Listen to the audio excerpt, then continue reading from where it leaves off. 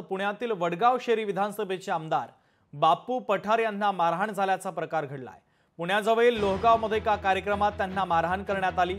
मारहाणीचं कारण मात्र अद्यापपर्यंत अस्पष्ट आहे। बापू पठारे राष्ट्रवादी काँग्रेस शरद पवार यांच्या पक्षाचे आमदार आहेत, तर त्यांना आता मारहाण झाल्याचा धक्कादायक प्रकार घडलेला आहे। पुण्याजवळील लोहगावमध्ये एका कार्यक्रमात ते होते आणि याच कार्यक्रमात त्यांना मारहाण झालेली आहे। या मारहाणीचं कारण मात्र अद्यापपर्यंत अस्पष्ट आहे।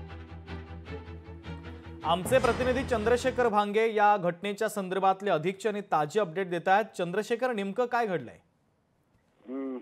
शिवम, खरं तर पुण्याजवळील लोहगाव हे जे गाव आहे या ठिकाणी खाजगी कार्यक्रम जो आहे तो आयोजित करण्यात आला होता आणि याच कार्यक्रमासाठी बापू पठारे गेले होते आणि त्याच ठिकाणी काही स्थानिक गावकऱ्यांसोबत त्यांचा वाद झाल्याची माहिती समोर येत आहे आणि या वादाचं रूपांतर हाणामारीत झालं।